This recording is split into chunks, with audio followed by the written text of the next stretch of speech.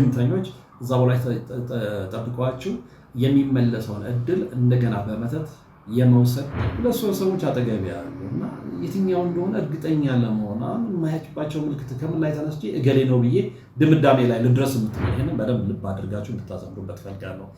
የምትበሉትንና የምትጠጡትን በደንብ ከ8 ሰዓት ውስጥ 6 ሰዓትና 7 ሰዓት ያለማከንን ስለእናንተ ይወራል። በጣም የሚያናደደው ግን የሚወራው ደግሞ በጎ አይደለም፣ መጥፎ ነገር።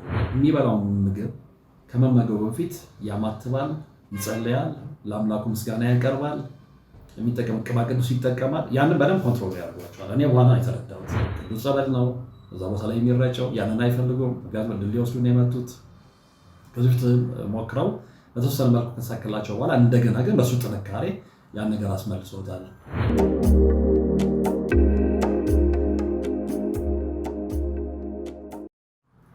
ለዛሬ የእድላችሁን ወሳጆች 6 ባህሪያት እነግራችኋለሁ።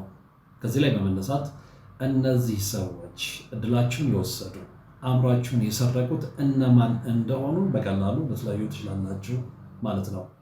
ማንም ሰው እድሉ እንደተወሰደበት ካወቀበት ዕለት አንስቶ እድሉን የወሰደበትን አእምሮን የሰረቀበትን ሰው ማንነት የማወቅ ከፍተኛ ፍላጎትና ጉጉት ይኖረዋል። ጤና ይስጥልኝ። ሰላምታውን አልረሳሁትም። እንደምን አላችሁ? እግዚአብሔር ይመስገን እኔ ደህና ነኝ። ለዛሬ ብዙዎቻችሁ ለማወቅ የምትሽሉትን መርሃ ግብር ይዤ ቀርቤያለሁ። እስከ ፕሮግራሙ ፍጻሜ አብራችሁኝ ትሆኑ ዘንድ የምጋብዘው እንደተለመደው በታላቅ አክብሮት ነው ማለት ነው። ማሳሰቢያ፣ ይህ መርሃ ግብር የሚያገለግለው ሆነ የተዘጋጀው እድላቸው ለተወሰደባቸው እንደተወሰደባቸው ላወቁ ስላወቁም ጥንቃቄ ማድረግ ስለሚፈልጉ ወይም እርምጃ መውሰድ ለሚፈልጉ ሰዎች ብቻ ነው። ከዚህ ውጭ ለሆኑ እንደዚህ አይነት ነገር የለም ብለው ለሚያምኑ ሰዎች የመርሃ ግብር ስላልተዘጋጀ ይህንን መርሃ ግብር እንዲያዩት አይጋበዙም። ቀጥታ ወደ መርሃ ግብሩ ወስዳችኋለሁ። እንግዲህ በቅድሚያ ማለት ነው እድላችሁ እንደተወሰደ አእምሯችሁ እንደተሰረቀ በምን ታውቃላችሁ? ይህንን ካላወቃችሁ ወደሚቀጥለው ስቴፕ ወይም ደግሞ ወደሚቀጥለው መረጃ መሄድ አያስፈልጋችሁም እና በቅድሚያ እድላችሁ እንደተወሰደ አእምሯችሁ እንደተሰረቀ በምን እንደምታውቁ እነግራችኋለሁ። የብዙዎቻችሁ ጥያቄ ስለሆነ ብዙዎቻችሁ ደጋግማችሁ ይህንን ስለምትጠይቁኝ ከዚህ በፊት የተሰሩ ቪዲዮዎች ላይ ተነስታችሁ እንግዲህ ኦልሞስት ከዓመት በፊት የተለቀቁ ቪዲዮዎች ከ6 ወር ከ7 ወር በፊት የተለቀቁ ቪዲዮዎችን እንደገና አንስታችሁ በዛ ጉዳይ ላይ ማብራሪያ የምትጠይቁ ሰዎች አላችሁ። ስለዚህ እንደ አዲስ ለምን ሌላ ከዛ ጋር ተያያዥነት ያለው ልትጠቀሙበት የምትችሉት አእምሯችሁ በደንብ ከዚህ መረጃ ጋር በተያያዘ አእምሯችሁን በደንብ ለሚያሰፋ መረጃ ማቅረብ አስፈላጊ ሆኖ ስለተገኘ ይሄኛው መርሃ ግብር ተዘጋጅቷል ማለት ነው። ስለዚህ በቅድሚያ የምንመለከተው እንግዲህ አእምሯችሁ እንደተሰረቀ የምታውቁበትን መንገድ ነው።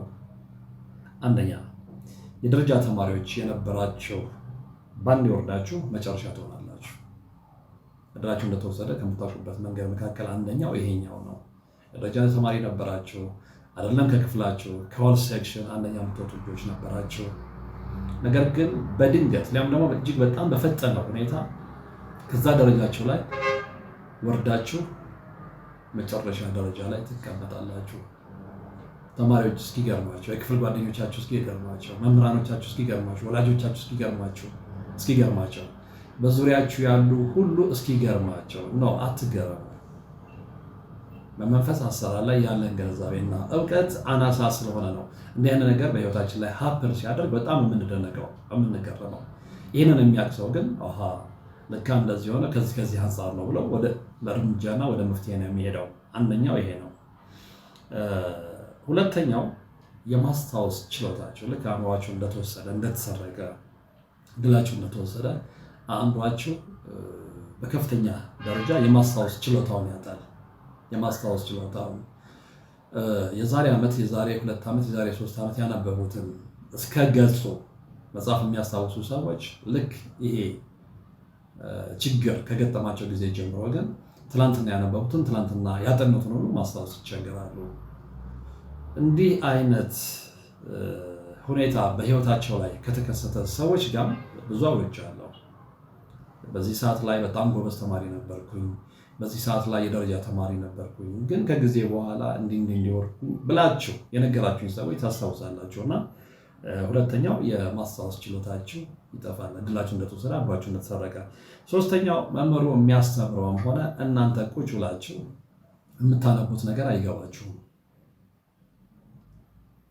መጀመሪያ ትዕግስት ሲኖራችሁ ለማንበብ ለማጥናት ማለት ነው። እንደው በግድ እንኳን በቃ ማጥናት አለብኝ ብላችሁ ብትቀመጡ እንኳን የምታነቡት የምታጠኑት ነገር አይገባችሁም። ምክንያቱም አእምሯችሁ ከእናንተ ጋር ስላልሆነ፣ አእምሯችሁ ስለተወሰደ፣ እድላችሁ ስለተወሰደ። በነገራችን ላይ እድልና አእምሮ የመወሳሰድ እንትኑ የተያያዘ ስለሆነ ነው እዚህ ጋር እድል መውሰድ፣ እዚህ ጋር አእምሮ መሰረቅ እምላችሁ እና መምህሩ የሚያስተምራችሁ መሆን የምታነቡት አይገባችሁም። አንደኛው ምልክት ይሄ ነው። በአራተኝነት የምንመለከተው እንግዲህ ከጥናት ይልቅ እንቅልፍ ነው የምታዘወትሩት። ጥናት ያስጠላችኋል። ስለዚህ ጥናታችሁን እርግፍ አድርጋችሁ ደብተራችሁን መጽሐፋችሁን እርግፍ አድርጋችሁ ረጅም ሰዓት በመተኛት ነው የምታሳልፉት። ቤተሰብ የባህሪ ለውጥ አመጣ የባህሪ ለውጥ አመጣች ብሎ እስኪነጫነጭባችሁ ጊዜ ድረስ ማለት ነው። እና ብዙ ጊዜ ቤተሰብ በዚህ ጉዳይ ላይ ያለው ግንዛቤ አናሳ ስለሆነ የዚህ አይነት ባህሪ በእናንተ ላይ በሚከሰትበት ሰዓት ላይ ቀጥታ የሚያገናኘው ከጉርምስና እድሜ ጋር ነው እና ይሄ ትክክል አይደለም። ኦፍኮርስ ያኛው ማንኛው ነው ባዮሎጂካል ለውጡ እድሜ ሲደርስ የዚህ አይነት ለውጦች ይከሰታሉ። ግን እንደዚህ አይነት ለውጦች ጊዜን ጠብቀው የሚሻሻሉ ናቸው። የማይሻሻሉ ከሆነና ይሄ ነገር ስር የሰደደ የሚሄድ ከሆነ ቆም ብለን ልናስብ ይገባል እና አንደኛው ምልክት እሱ ነው። በአምስተኝነት ደረጃ የምንመለከተው እንግዲህ ጨለማና ድምፅ አልባ ክፍል ውስጥ ረጅም ሰዓት ብቻችሁን መቀመጥ ያምራችኋል፣ ታዘወትራላችሁ። እድላችሁ ከተወሰደበት፣ አእምሯችሁ ከተሰረቀበት ጊዜ ጀምሮ እንደዚህ አይነት ባህሪ ማሳየት ትጀምራላችሁ። በስድስተኝነት የምንመለከተው እንግዲህ ኃይለኛ ራስ ምታት ሰለባ ትሆናላችሁ፣ ያጠቃችኋል፣ ይመላለስባችኋል እና እድላቸው የተወሰደባቸውን ሰዎች የማግኘት እድል እኔ ስላጋጠመኝ ነው የማግኘቱና የማውራቱ እድል ስላጋጠመኝ ነው፣ በስራዬም አጋጣሚ ማለት ነው። እና እነዚህ ሰዎች ብዙን ጊዜ ራስ ምታት የሚመላለስባቸው ሰዎች ከዛ በፊት ጤነኛ የነበሩ ምንም ራስ ምታት የሚባል ነገር የማያውቁ ሰዎች ማለት ነው። እና እድላቸው ሲወሰድ አእምሯቸው ሲሰረቅ ከምታዩት ምልክት አንደኛው ይሄ ነው። ስለዚህ ሰዎች መጀመሪያ ምንድነው የሚያደርጉት? ችግሩን ስለማያውቁት መንፈሳዊ ይዘት እንዳለው ስለማይረዱ ቡና መጠጣት ያዘወትራሉ። ራሴን ቢለቀኝ ብለው ታብሌት ይወስዳሉ፣ ሻይ ይጠጣሉ። የማያደርጉት ነገር የለም ነው። ችግሩ እሱ ጋር አይደለም። ችግሩ ያለው ከመናፍስታዊ ረቂቅ አሰራር ጋር ስለሆነ ስትገነዘቡ ነው ራስ ምታቱ በኪኒን ወይም በታብሌት በቡና በሻይ እንደማይወገድ የምትረዱት እና ይህንን የሚረዳው ብቻ ነው የሚረዳው። ሰባተኛው እንግዲህ ሰራተኞች ከሆናችሁ የእናንተም የስራ ፍላጎት እልም ብሎ ነው የሚጠፋው፣ እልም ብሎ ይጠፋል። ስለዚህ የመስራት ፍላጎት አይኖራችሁም። ስራ ቦታ ላይ ከመሄድ ይልቅ መቅረት ታዘወትራላችሁ። መቅረት ሲዘወተር ደግሞ ከሚስት ጋር ግጭት ይመጣል፣ ከልጆች ጋር አለመስማማት ይመጣል። የመሳሰለው የሚረዳ ብቻ ነው የሚረዳችሁ። ስምንተኛውና የሚያሳዝነው ብዙዎቹ ላይ የተመለከትኩት የራሳቸውን ድርጅት ዘግተው ሌላው ጋር ተቀጥረው መስራት ነው የሚፈልጉት። እነሱ ተይዘው ለፈልገው አይደለም።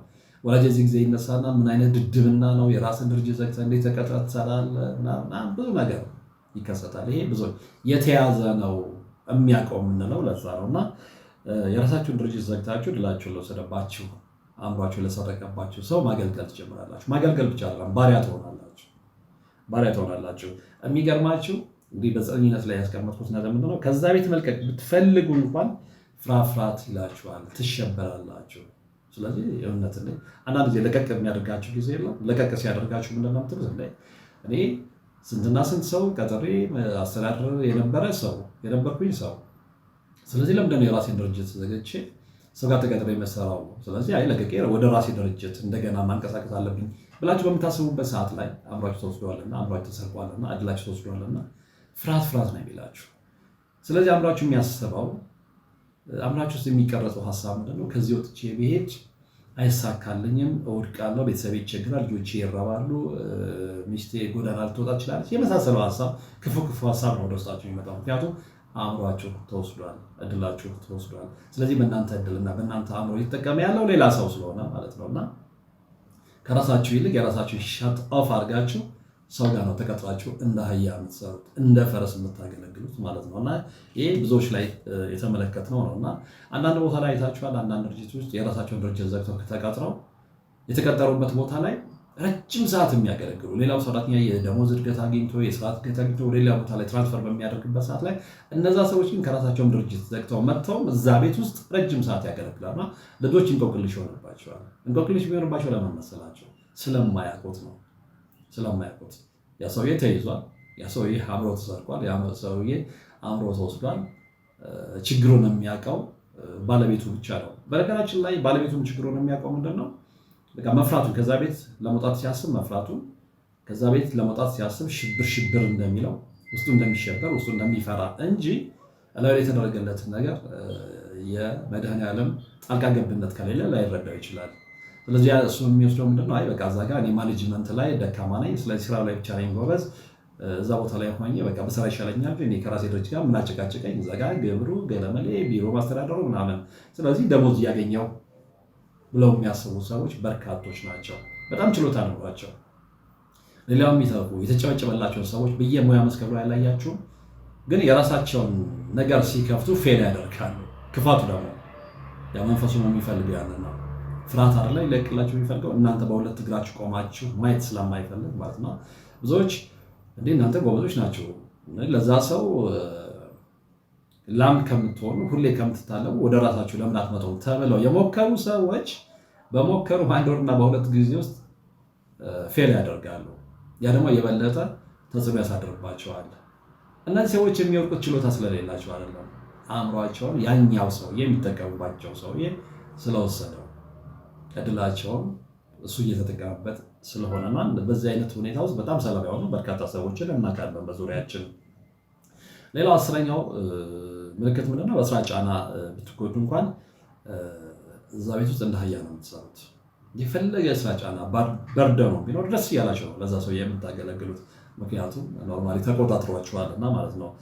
11ኛው እንግዲህ ችግሩ ወይም ደግሞ እድሳቱ። ይሄ ችግሩ ምንድነው? በየጊዜው እድሳቱ እየጠነከረ ከመጣ ሁሉን ነገራችሁ ለዚያ ሰው ወይም ደግሞ አብሯችሁ ለወሰደው እድላችሁ ለወሰደው ሰው ትሰጡና ሙሉ በሙሉ እሱ እየተጠቀመባችሁ አንደበታችሁ ተዘግቶ ከቤታችሁ የማትወጡ ከመኝታችሁ የማትነሱ በድን ትሆናላችሁ ማለት ነው።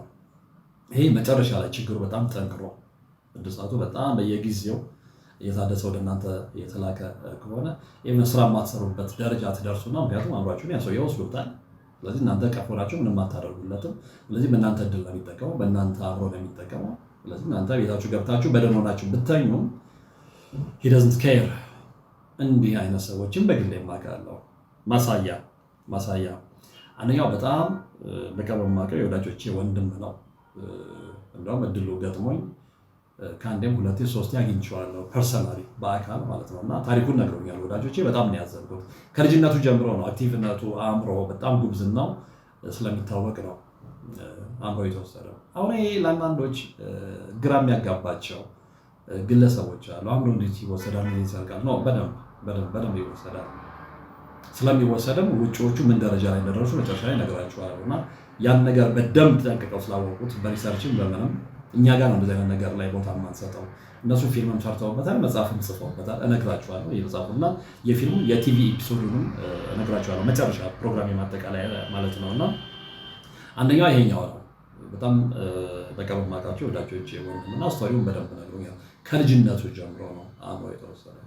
ስለዚህ የልጅ መጀመሪያ ጠንካራ ነበር፣ ተጫዋች ነበረ። ቤት ውስጥ የማይሰራው የሙያ አይነት የለም። ነገር ግን ችግሩ አሁን እንደነገርኳችሁ በጣም እየጠነከረ ሲሄድ አንደበቱን የያዘው መናገር ከማንም ጋር አይነጋገርም። አልፎ ሊያውም ለቀቅ ሲያደርገው ግን መንፈሱ በጣም ስለተቆጣጠረው ማለት ነው። እድሉን ለመውሰድ የተላከበት አእምሮ ለመስረቅ የተላከበት መንፈስ በጣም ስለተቆጣጠረው ኖርማሊ በቃ ከመኝታው ላይ ይነሳ።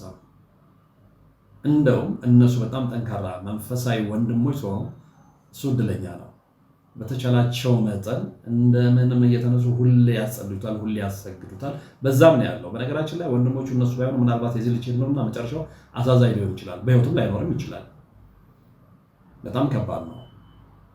ነገር ግን ከነሱ ጋር ይጸልያል፣ ከነሱ ጋር ይሰግዳል፣ ከነሱ ጋር መንፈሳዊ ትግል ውስጥ ነው ያለው እና ማውር እየጠነከረ ስላለ ነው በደንብ የያዙት። አንደኛው ማሳያ የእሱ ነውና ሁለተኛው ከውጭ ደውላ አሳዛኝ ታሪክ የነገረችኝ ምስኪን እናት ታሪክ ነው። ማሳያ እንደውም ቅርብ ጊዜ ነው እስከ ሳምንት በፊት ነው ምናምን ደውላ ነው ውጭ ነው የምትኖረው 4 ልጆች አሏት። በጣም አውትስታንዲንግ ተማሪ የነበሩ ግን አንደኛዋ ልጅ በተለይ ታላቅየውን ጎረቤት እንግዲህ እርኩስ ጎረቤት ማለት ነው ተወስዳትና ፀጉሯን ሰርታት ሌላ ልብስ አልብሳት ምናምን ወደ ቤቷ ትልካታለች። እንዴ ምንድነው ብላ ሴትዮዋ ስትጠይቅ ምንድነው ችግር ያለው ስለመወዳት ምናምን የሚል መልስ ስለሰጣች እቺ ሴት ግን ብዙ ነገር ስለምታውቅ ትናደዳለች። ይሄን ማድረግ አልነበረብሽም ማለች። ኤኒዌይ በቃ ሆኗል።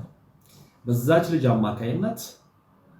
አማካይነት የነዛ የሶስቱ የወንድምና እህቶች ሁለት ወንድ ሁለት ሴቶች ናቸው። እንግዲህ የአራቱም አብሮና አደል ነው የተወሰደው። ይሄንን አሁን የምነግረው ለሚገባችሁ ሰዎች ነው፣ ለማይገባችሁ አይደለም። ለሚገባችሁ በዛ መስመር ውስጥ ላለፋችሁ፣ አሁንም እያለፋችሁ ለሆናችሁ፣ አሁንም ችግር ውስጥ ለሆናችሁ፣ በእነዚህ አይነት የችግሩ ሰለባ ለሆናችሁ ሰዎች ነው እየነገርኩ ያለሁት እንጂ ላልሆናችሁ ለማይገባችሁ አይደለም። እናንተ ላይ ጊዜንም ማቃጠልም ፍላጎቱም የለኝም። ችግር ውስጥ ላልሆናችሁ፣ ችግር ውስጥ ላሉ ሰዎች ነው እንደዚህ አይነት ፕሮግራም ማቅረብ የምፈልገውና ሁለቱም ማሳያዎቼ ናቸው። እንግዲህ እድላችሁ እንደተወሰደ የምታውቁባቸው ምልክቶች ከነገርኳችሁ በኋላ በቀጥታ የማበራው እድላችሁን የወሰዱባችሁ አእምሯችሁን የሰረቁባችሁ ሰዎች የሚያሳዩቸውን ባህሪ በመመልከት እነማን እንደሆኑ የምትለዩበትን መንገድ ነው። ባህሪያቸው ምንድን ነው? እድላችሁን የወሰዱባችሁ ሰዎች፣ አእምሯችሁን የሰረቁባችሁ ሰዎች ባህሪያቸው ምንድን ነው? እናንተ ጋር ሲሆን ምን አይነት ባህሪ ነው የሚያሳዩት? አሁን አንዳንዶቻችሁ ደውላችሁ የምትጠይቁኝ ነገር አለ። ደጋግማችሁ ተመሳሳይ ጥያቄ ማለት ነውና ሁለት ሶስት ሰዎች አጠገብ ያሉ እና የትኛው እንደሆነ እርግጠኛ ለመሆን አሁን የማያችባቸው ምልክት ከምን ላይ ተነስቼ እገሌ ነው ብዬ ድምዳሜ ላይ ልድረስ የምትሉ ሰዎች አላችሁ እና ከዛ ነፃ እንድትሆኑ ነው ይሄንን የምነግራችሁ። በነገራችን ላይ ይሄ ዝም ብሎ በመላምት የመጣ ነገር አለ። ቅድም ማሳያ ነገር ያችኋለሁ ከነዛ ሰዎች ላይ ህይወት ላይ በመነሳት ነው። ሁለተኛ ደግሞ መጨረሻ ላይ የሚጠቁማቸው አሉ። መጽሐፍ አለ፣ ፊልም አለ፣ ቲቪ ኤፒሶድ ተሰርቷል። እነዛ ሰዎች ሪሰርች አድርገው በዛው ሰለባ የሆኑ ሰዎችን አጥንተው ያዘጋጇቸው ናቸው እና ከነዛ ነው ሶርስ ልላችሁ ፈልጌ ነው። አንደኛው ባህሪያቸው ወደ መንፈሳዊ ቦታዎች በተለይ ወደ ጸበል ቦታ ወደ ገዳማት እንድትሄዱ በምንም አይነት ተአምር አይፈልጉም። ጋር ጸበል ቦታ ላይ ሄዳችሁ ጸበል ተጠመቃችሁ፣ ገዳማት ቦታ ሄዳችሁ አባቶችን ትክክለኞቹ አባቶች አገኛችሁ ማለት እነሱ ተጋለጡ ማለት ነውና ይሄንን በፍጹም አይፈልጉትም። ስለዚህ እድላችሁን የወሰዱባችሁ ሰዎች ሁሌ በሪሞት ኮንትሮል ይቆጣጠሯቸዋል። በተለይ አብራችሁ የምትሰሩ ከሆነ የዓመት ፍቃድ ወስዳችሁ እንኳን ያላችሁበትን ቦታ በየዕለቱ ሪፖርት እንድታደርጉ ይፈልጋሉ። በየዕለቱ ማለት የት ነው ያላችሁ? ታሰሩ እየደወሉ ምን እያረክ ነው የመሳሰለው ነገር በደንብ የተለመደ ነው። ምክንያቱም ተሳስታችሁ ወይም ደግሞ የእውነታችሁ ጸበል ቦታ ነኝ እንትን ገዳም ነው የምትሉ ከሆነ በቃ ጉድፈላ ማለት ነው። ተመልሳችሁ ካልመጣችሁ የማይደረግ ውጣ የለም። ምክንያቱም መጋለጥ ስለማይፈልጉ ማለት ነው። መጋለጣቸው ላይ ቀር። ስለዚህ የመጀመሪያ ባህሪያቸው ያ ነው። ወደ መንፈሳዊ ቦታዎች ጸበል፣ ገዳማት ወዘተ እንዳትሄዱ አዘውትረው የሚወሰውሷችሁ ከሆነ ጥያቄ ምልክት አድርጉ እነዛ ሰዎች ላይ ማለት ነው። እንግዲህ ለማሳመን የሚሰጣችሁ ምክንያት ምንድነው? እነዚህ ሰዎች እዛ ቦታ ላይ ገዳም ቦታ ላይ ጸበል ቦታ ላይ የምትሄድ ከሆነ እዚህ ያሉት የምትባል የባሰ ችግር ይዘህ ትመለሳለህ ብለው ነው የሚያስፈራሯቸው። ኦፍኮርስ ይሄ ነገር አይፈጸምም እያልኩ አይደለም፣ ይፈጸማል። በጸበል ቦታዎች በአንዳንድ የገዳማት ቦታዎች ላይ እነዚህ አይነት ነገሮች አሉ። እዛ ስትሄዱ እዛ ቦታ ላይ በጸበል ቦታ ላይ ቁጭ ብሎ እየተጸበለ መልሶ ደግሞ የክፋት ስራ የሚሰራ አለ። ይሄንን ፊት ለፊት መነጋገር አንደባበቅም። የሚከፋቸው ሰዎች ቢኖሩ ማለት ነው። ሪያሊቲ ስለሆነ የገጠማቸው ሰዎች ስላሉ ማለት ነው። እንግዲህ ምንድነው ይሄ እድል ጸበል ቦታ ላይ ይመለሳል የሚል ነገር ስላለ፣ ምክንያቱም ልትድኑ ነው የሄዳችሁት፣ እድላችሁ ልታስመልሱ ከዛ ደዌ ልትላቀቁ ሄዳችሁት እና ስትሄዱ በጸበል በስግደት በጸሎት እዛ ቦታ ላይ ቅዱስ ቦታ ላይ ስለሆነ እድላችሁ እንደሚመለስ የሚያውቁ ድግምተኞች እዛ ላይ ጠብቋችሁ የሚመለሰውን እድል እንደገና በመተት የመውሰድ ፕሮባቢሊቲው አላቸው ተብሎ ስለሚታሰብ ይህንን ነው የሚነግሯችሁ። ለማስፈራሪያ አይደረግም ብዬ የውሸት ተስፋ አልሰጣቸውም። ይደረጋል። ሁሉም ሰው ያደርጋል ማለት አይደለም። አንዳንድ ቦታዎች ላይ እዛው ቁጭ ብለው ቦታ ላይ ቁጭ ብለው ለመዳን ሄደው ክፋት የሚሰሩ ሰዎች አሉ። እነሱን ማሸነፍ የምትችሉት ግን ሁሌም እንደምንለው በስግደት፣ በጸሎት፣ በጾም እና በመሳሰሉት ነገሮች ስለሆነ ያ ነገር ከገባችሁ በዚህ ልታሸንፏቸው ትችላላችሁ። እነዚህ ነገሮች ምክንያት ሆነው ከምትድኑበት ቦታ ሊያስቀሯችሁ አይገባም። እነዛም ሰዎች ይህን ስለሚያውቁ ነው እንዳትሄድ ተመለስ ነው የሚላቸው።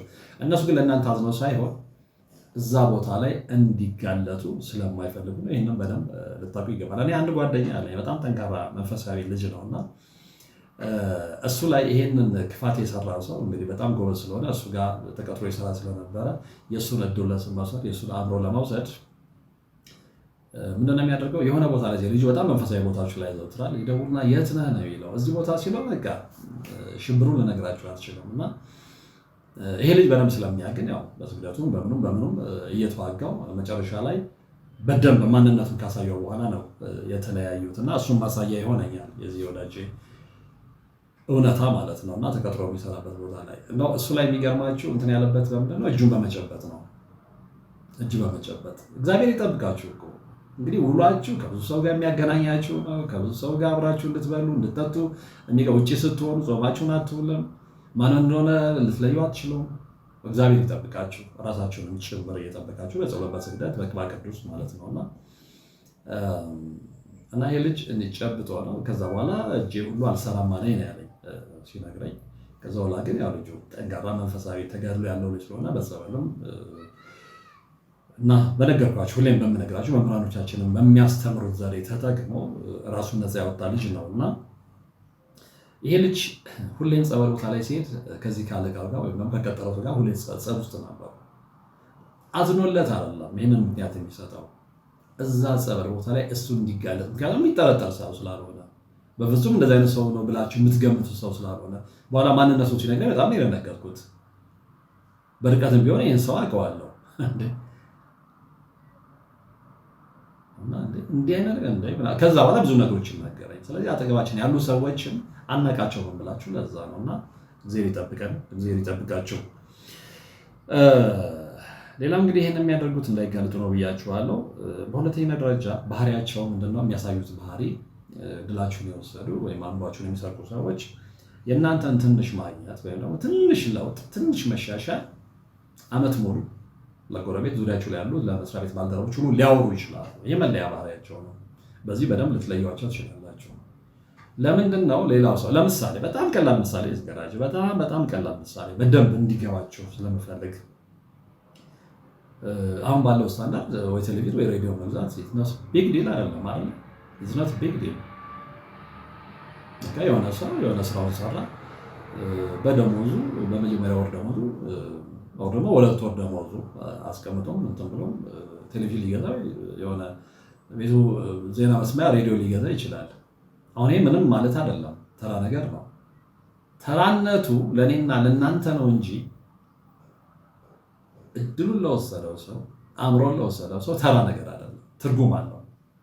ከዛ ይሄደ በስማ ጋቤ ቴሌቪዥን ገዛ እንዴ አሁን እንደዚህ ቢላችሁ አንድ ሰው በፊልም ይሄ ሰው እንዴት ቢንቀኝ ነው አላለም ትሉት። አንደኛው እሱ ነው ዋናው፣ ኢንዳይሬክትሊ ንቀቱን ማሳየቱ ነው።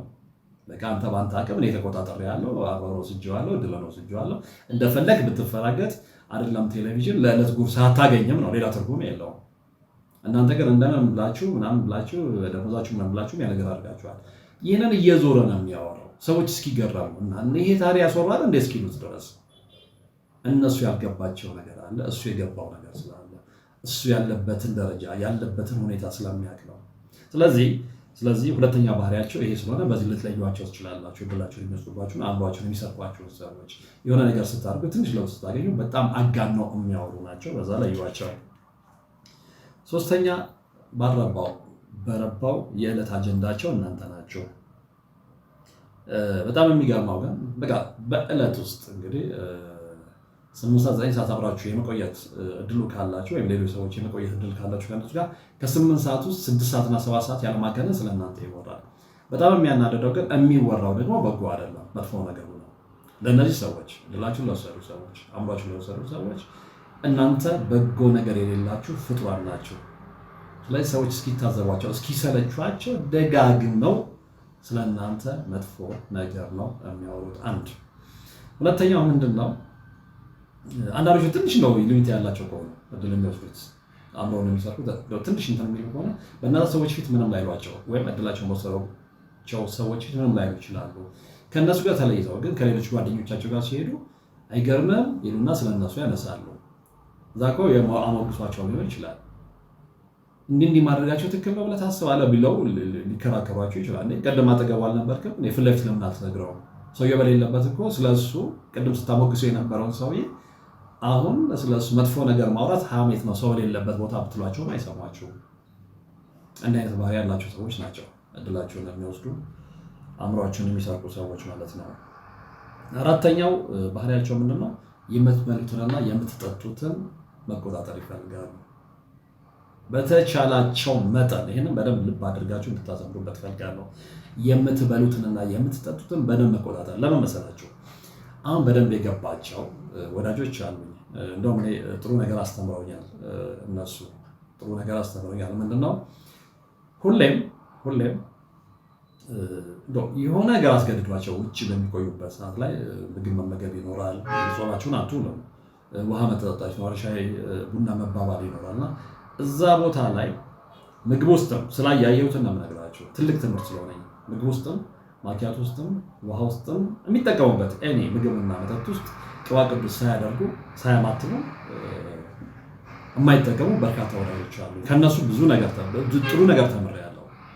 በቃ እኔ የለመድኩት ምንድነው? ሄጄ ጸልዬ ወይ አማትቤ ልጠቀም እችላለሁ እንጂ ቅባ ቅዱስ የምጠጣው ማኪያቶ ውስጥ ወይም የምጠጣው ቡና ውስጥ የምጠጣው ሻይ ውስጥ የምጠጣው ውሃ ውስጥ አላደርግም። ከዛ በኋላ ግን ተምሬ ለውጥ አይቼበታለሁ። እንድትጠቀሙበት እፈልጋለሁ። ስለዚህ ይህንን ስለሚያውቁ እነዚህ ሰዎች እያንዳንዱ ምግባችሁና መጠጣችሁን ይቆጣጠራሉ። ስለዚህ ምንድን ነው የሚያዩት? የሚበላውን ምግብ ከመመገቡ በፊት ያማትባል፣ ይጸለያል፣ ለአምላኩ ምስጋና ያቀርባል፣ የሚጠቀም ቅባ ቅዱስ ይጠቀማል። ያንን በደንብ ኮንትሮል ያደርጓቸዋል። እኔ በኋላ የተረዳሁት አንዳንድ ጊዜ ውሏችሁ የእናንተንም ማንነት ይቀርጻል የሚባለው እውነት ነው እና ከእንደዚህ አይነት መንፈሳዊ ሰዎች ጋር ስውል የተማርኩት ነገር ነው እና ስለዚህ ምንድነው? አንደኛ ማማተባችሁን፣ መጸለያችሁን፣ ቅባ ቅዱስ መጨመራችሁን ማወቅ ይፈልጋሉ። ምክንያቱም ያንን የምታደርጉ ከሆነ ምንድነው በደንብ እንትን እያላችኋቸው ነው ማለት ነው። እየተቆጣጠራችኋቸው ነው ወይ ደግሞ ነቅታችሁባቸው ያንን ነገር ለማስወገድ እየታገላችሁ ነው። ያንን የምታደርጉ ከሆነ ምንድነው የሚጠቅማችሁ? መከታተላቸው። ከዛ አዘውትረው ለምሳሌ በሳምንት የሚሆን ከዛ በላይ እያደሱ የሚልኩ ከሆነ በየቀኑ ለመላክ እንዲመቻቸው ማለት ነው። ግን ትግሉ በሁለታችሁ መሀል ነው። እናንተ ሁሉ ነገራችሁን ነቅታችሁ ለቅዱስ መንፈስ የሰጣችሁ ለእግዚአብሔር የሰጣችሁ ከሆነ አትሸነፉ። ስለዚህ እነሱ ያንን ማወቅ ይፈልጋሉ። ጥንካሬያችሁን፣ ያለውን ወቅታዊ ስታተሳችሁን። ጠላት ያናለ ነው የሚፈልገው። ጠላት ከእናንተ ጋር ጦርነት ሲገጥም እኮ ወቅታዊ ስታተሳችሁን ማወቅ ይፈልጋል። ያሉበት ደረጃ ጠንካሮች ናቸው፣ ደካሞች ናቸው። ደካማ ጎናቸው ነው፣ ጠንካራ ጎናቸው ምንድን ነው? ስለዚህ ጠንካራና ደካማ ጎናችሁን ያወቀ ጠላት በደካማ ጎናችሁ መግባት ይፈልጋል። እዚህም ጋር ያለው ጦርነት ተመሳሳይ ነው፣ መንፈሳዊ የሆነ እንጂ። ስለዚህ ይሄንን የሚያደርጉ ሰዎች ካሉ ጥያቄ ምልክት አድርጉ እነሱ ላይ። ምክንያቱም አራተኛ ባህሪያቸው እሱ ስለሆነ የምትበሉትና የምትጠጡትን ሁሉም መቆጣጠር ስለሚከጅላቸው። የሚከጅሉ ሰዎች ካሉ ለምን ብላችሁ ጠይቋቸው። ደንግጠው በዛው የማይቀሩ ከሆነና ሁሌም ያንን የሚያደርጉ ከሆነ ጥያቄ ምልክት የሚደረግባቸው ሰዎች ናቸው። አምስተኛው እንግዲህ ምንድነው ባህሪያቸው? ይሄ በጣም ስለገረመኝ ነው። አንድ ወዳጅም ላይ ስለደረሰበት ነው ይሄንን የምነግራቸው። እሳት እንደላኩባቸው ወይም ደግሞ መጥፎ ነገር እንደፈጸሙባቸው። አክቹዋሊ መጥፎ ነገር የሚባለው እንግዲህ እሳት በየጊዜው መላኩ ነው እና እሳት እንደላኩባቸው መጥተው በአካል ይነግሯቸዋል። ሲበስባቸው ነው ሲበስባቸው ኢኔሴንስ ምንድን ነው? እናንተ ጠንካሮች ስትሆኑ፣ በጸሎት ስትተጉ፣ በስግደት ስትተጉ እሳት እንደላኩባችሁ መጥተው ፊት ለፊት ይነግሯቸዋል። እኔ አንድ ወዳጅ አለኝ ሱቅ ያለው አክቹዋሊ አሁን ትቶታል። ያንን ቦታ ስላልፈለገው እርኩስ መንፈስ በደንብ የተንሰራፋበት ቦታ ነው ብሎ ስላመነም ሱቁን ኮምፕሊትሊ ዘግቶት ሌላ ስራ ላይ ተሰማርቷል። በጣም ጠንካራ ልጅ ነው። በጣም ጠንካራ፣ ብዙ መከራ ያየ በመንፈሳዊ ህይወት ውስጥ። ነገር ግን አሁን መከራው ጠንካራ ያደረገው፣ ስለዚህ እንደውም እንደ ጨዋታ የሚቆጠር መንፈስን ማስቃየት የሚችል እዛ ደረጃ ላይ የደረሰ ልጅ ነው በጥረቱ እና ስሉ ሱቅ በነበረበት ሰዓት ላይ ይመጣሉ አለ። ጠዋት ይመጡና እንዴ ሰላም ነህ እንዴ ይሉኛል አለ። አዎ ሰላም ነኝ፣ ስለሚያውቅ ማለት ነው። እንዴ ትናንትና እኮ ልከነብህ ነበር አሁን እኔ መጀመሪያ አካባቢ ለእኔም ጆክ ነበር ነው። ኢትስ ናት ጆክ ሪያሊቲ የተፈጸመ ሊያውም ጓደኛ የምቀርበው ጓደኛ እና ይነግራቸዋል። ሺህ ጊዜ በትልቁ እናንተ ከያዛችሁት እኔ ጋር ያለው ስለሚበልጥ ነው የሚላቸው። በዛ ይበሳጫሉ። እንደውም እሱ ጋር ሄጄ በነበረበት ሰዓት ላይ በርቀት አንድ ሁለቱን አሳይተውኛል። በፍጹም የምጠረጥሯቸው ሰዎች አሉ። አክቹዋሊ ያው ሰው እንደዚህ አይቶ መገመት አይቻልም። እና መተው ይነግሯቸዋል። አንደኛው ባህሪያቸው ነው። ፊት ለፊት በቃ ልከነልባችሁ ነበር ምንም አልሆናችሁም ብለው የሚነግሯችሁ ማለት ነው። እና ማሳያ እንዳልኳችሁ እንግዲህ ለማሳያ እዚህ የቅርብ ወዳጄ ነው ሱቅ የነበረው ልጅ ሱቁ ድረስ ሄደው ይነግሩታል። እና ለምንድን ነው አልኩት፣ እነዚህ ልጆች ለምንድን ነው የሚያደርጉት? የገበያ እድል ለመውሰድ ነው። ተመሳሳይ ሱቆች ናቸው፣ ተመሳሳይ ስራ ዘርፍ ላይ ያሉ ሱቆች ናቸው። ስለዚህ እሱ ጋር በጣም ሰው ስለሚወደው ተጫዋች ስለሆነ ታማኝ ስለሆነ በብዛት እሱ ጋር ሰዎች ይመጣሉ እና ያንን የገበያ እድል ለመውሰድ ነው እንግዲህ እድሉን እንትን ያሉት። ግን ልጁ ያው አንበሳ ልጅ ስለሆነ በራሱ መንገድ ተቋቁሟቸዋል። ስድስተኛው እና የመጨረሻው ምንድን ነው? አጠገባችሁ ቆመው እነሱ ማለት ነው የእድላቸውን የሰሩባችሁ ወይም አእምሯቸውን የሰረቁ ሰዎች አጠገባችሁ ቆመው ስትጸልዩና ስትሰግዱ ጮኸው ሊወድቁ ይችላሉ። ይህንን በደንብ ደብባሉ። እነዛ ሰዎች እድላቸውን የሰሩ ናቸው፣ አእምሯቸውን የሰሩ ናቸው። የእናንተ ጥንካሬ እዚህ ጋር መውጣት አለበትም ብላችሁ ለዚህ ነው። ይሄ በተግባር የተመለከትኩት ስለሆነ ነው። አሁንም ማሳያ የምነግራችሁ ይህንን ጓደኛዬ ነው። ሱቅ ውስጥ ልክ ገና ፊት ለፊት ሱቅ ውስጥ ስትገቡ በትልቁ ያለው የቅዱስ ሚካኤል ስዕል አድኅኖ ነው። ያንን ሲያዩ ያንን አይተው የሚደነግጡ ልጆች አሉ። እና እንግዲህ አጠገባችሁ ቆመው ስትጸልዩና ስትሰግዱ ጮኸው ሊወድቁ ይችላሉ የምለው ምንድን ነው? ይሄ ልጅ ሁሌም ሱቅ ውስጥ ደንበኛ ጋብ ባለበት ሰዓት ላይ እዛው ይሰግዳል። ፊቱ ወደ ቅዱስ ሚካኤል አድርገው በደንብ የሚሰግድ ልጅ ነው። በደንብ የሚጸልይ ልጅ ነው። እና እሱ ጋር ያለው ቅዱስ መንፈስና ተንኮል አስበው እሱ ጋር የሚመጡት ጋር ያለው እርኩስ መንፈስ ያው ልዩነቱን ትመለከታላችሁ። ነገር ግን ሁልጊዜ እሱ ጋር ያለው ቅዱስ መንፈስ ሁሌም አሸናፊ ቅዱስ መንፈስ ነው፣ በአግባቡ ከተጠቀምን ጉልበታችንን፣ አቅማችንን ገብቶን ማለት ነው። ስለዚህ ለዚህ ነው ገብቷችሁ ካልሆነ እኔ ሚዲያ ላይ አትምጡ ብለው የሰዎችን አንድ የሚሆን ሁለት ሶስት የሚሆን አራት ነፍስ ማዳን ስላለብን ስለምንችልም ጭምር ማለት ነው። እና እነዚህን ማሳያዎች የምነግራችሁ ምንድነው ፕራክቲካሊ ተደርገው ውጤታማ የሆኑ ስለሆኑ ነው። እናንተም ካደረጋችኋቸው ስለምትችሉ ነው። እና እነ ማሳያ አንድ ሁለት ነገሮችን ልነግራችሁ እፈልጋለሁ። ከስድስተኛው ባህሪያቸው ጋር አጠገባችሁ ቆመው ስትጸልዩና ስትሰግዱ ጮኸው ሊወድቁ ይችላሉ ስላችሁ መምላችሁ ማለት ነው። እና እሱ ሱቅ ውስጥ ሆነው እየሰገደ በነበረበት ሰዓት ላይ መጥቶ ጮኸ የወደቀ ልጅ አለ። ጋዘም ውስጥ ያለው እርኩስ መንፈስ ነው፣ ፕሮሰስድ ሆኗል። በጣም የሚጠሉት ይሄን ወዳጄ ለዛ ነው። በጣም ጸሎተኛ ነው። ሁሌም ወደ ሱቁ ከመግባቱ በፊት በሩ ላይ ጸበል ረጭቶ ያንን እነሱ አይፈልጉትም። ግን ያ ቦታ ላይ እርኩስ መንፈስ በደንብ ያለበት ቦታ ስለሆነ ፐርሰናሊ ቦታውንም ስለማውቀው ነው፣ ጓደኛዬ ጋር ሲሄድ ስላየሁት ነው። እና ያንን ስለሚያደርግ አይፈልጉም። ቅዱስ ጸበል ነው እዛ ቦታ ላይ የሚረጨው፣ ያንን አይፈልጉም። ምክንያቱም ድል ሊወስዱ ነው የመጡት። ከዚህ በፊት ሞክረው በተወሰነ መልኩ ከሳከላቸው በኋላ እንደገና ግን በሱ ጥንካሬ ያን ነገር አስመልሶታል። ግን አሁን በጣም ትግሉ እየበዛ ስለመጣ ነው ያንን ነገር እስከ መጨረሻ ሸተው አድርጎ ወደ ሌላ ቦታ ላይ ሄደው በተቻለ ቦታ ላይ ሄደው ማለት ነው። እና አንዱ እሱ ነው። ሁለተኛው እዛው ሱቅ ውስጥ አክቹዋሊ እሷ እንኳን እድል የምትወስድ ልጅ አለች። እንደውም እድሉ የተወሰደ ልጅ ነች። ልጅቷን አይቻታለሁ። በጣም የምታሳዝን ልጅ ነች። በጣም የምትለፋ ልጅ ነች። እንደውም ላወራት ሞክሬ አንዳንድ ነገሮችን ነግራኛለች። በደንብ እሰራለሁ፣ ገንዘብ በደንብ አለ ነው ያለችኝ። በደንብ አለ እሰራለሁ፣ አገኛለሁ። ነገር ግን ገንዘብ ቤት እንደሚገባ አላውቅም ነው ያለችኝ። ያው እሷም እዛ የተከራየችው ቦታ የሰው ቤት ተከራይታ ነው የምትሰራው እና እዛ ቤት ውስጥ ያለ ሰው እድሏን ስለወሰደባት በኋላ ታሪኳን ነግረኝ በጣም ነው ያሳዘነችኝ። እና ለመውጣት ትሞክራለች፣ ግን መልሳ ትገባለች። በጣም ኃይለኛ እድሳት ስለሚላክባት ማለት ነው። እና እሷ ልጅ አንድ ጊዜ መታ እንግዲህ ላው ላይ መንፈስ አለ ብያቸዋለሁ፣ እርኩስ መንፈስ። ምክንያቱም ዋናው እሷ የተከራችው ቤት ባለቤት ነው። እሷን ማጣት ስለማይፈልግ ልጅቷ መልከ መልካም ስለሆነች ብዙ ልጆች እሷን ብለው ስለሚመጡ ሆቴል ነው አክቹዋሊ። እና እሷ ቡና ነው የምትሰራው። እሷም ብለው ስለሚመጡ ምናምን ሰውየው በሷ መጠቀም ይፈልጋል። ስለዚህ ሙሉ በሙሉ ተቆጣጥሯታል ማለት ነው። እና ጓደኛዬ ከአንዴ መጣ። አክቹዋሊ እኔ ልክ ስትመጣ እየጸለይኩ ነበር፣ እየሰከርኩ ነበር።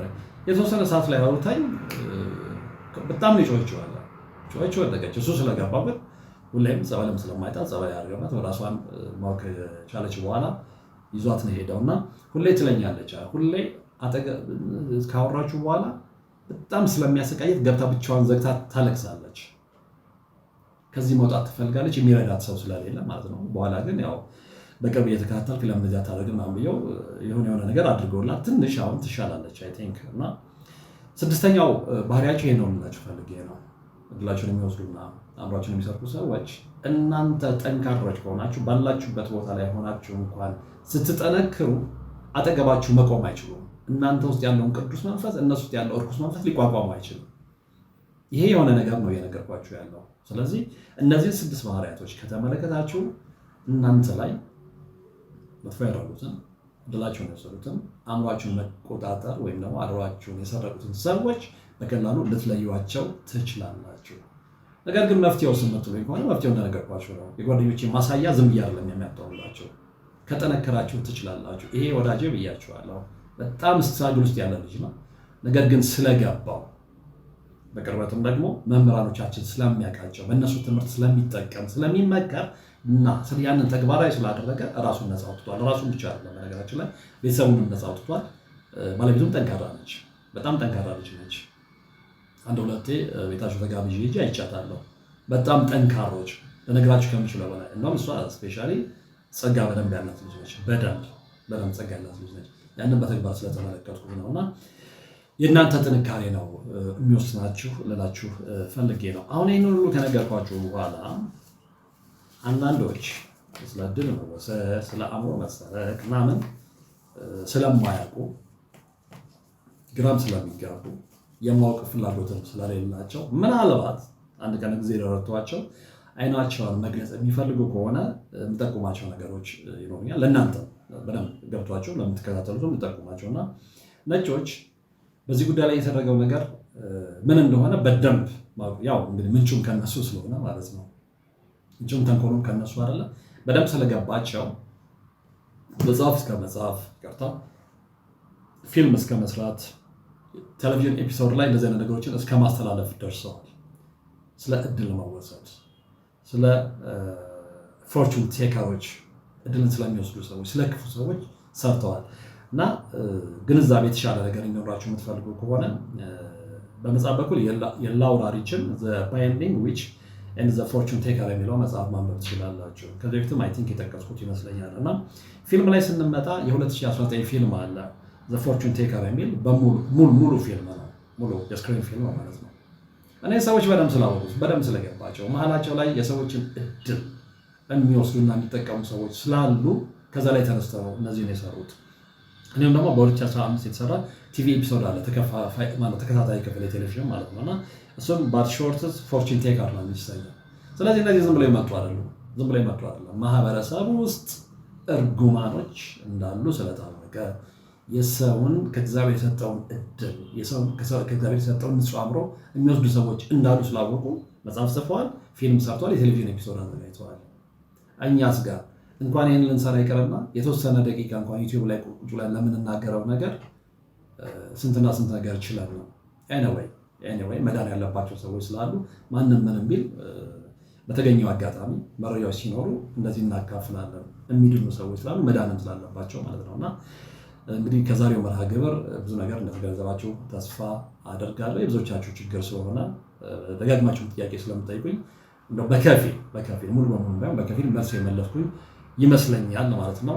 ስለዚህ ጊዜያችሁን ሰውታችሁ ዛሬም እንደሌላው ጊዜ አብራችሁ ስለረባችሁ ከልብ ማመስገን እፈልጋለሁ። እግዚአብሔር ይስጥልኝ ማለት እፈልጋለሁ። በቀጣይ በሌላ ጠቃሚ መርሃ ግብር የምንገናኝ ይሆናል። አስተያየታችሁን በሀሳብ መስጫው ሳጥን ውስጥ አስቀምጡልኝ። ይህንን ቪዲዮ ብዙዎች ዘንድ ይደርስ ዘንድም ብታጋሩልን ደስ ይለኛል። እንዲሁም ደግሞ ብዙዎች የኔን መርሃ ግብር የሚከታተሉ ሰዎች ሰብስክራይብ ያላደረጉ ብዙ ስላሉ አሁን ሰብስክራይብ ያላደረጋችሁ ሰብስክራይብ እንድታደርጉ እግረ መንገድ ማስታወስ እፈልጋለሁ። በድጋሚ ሰላም፣ ጤና ንብረቶቻችሁ እንዲሆኑ እየተመኘው አበቃው። ሰላም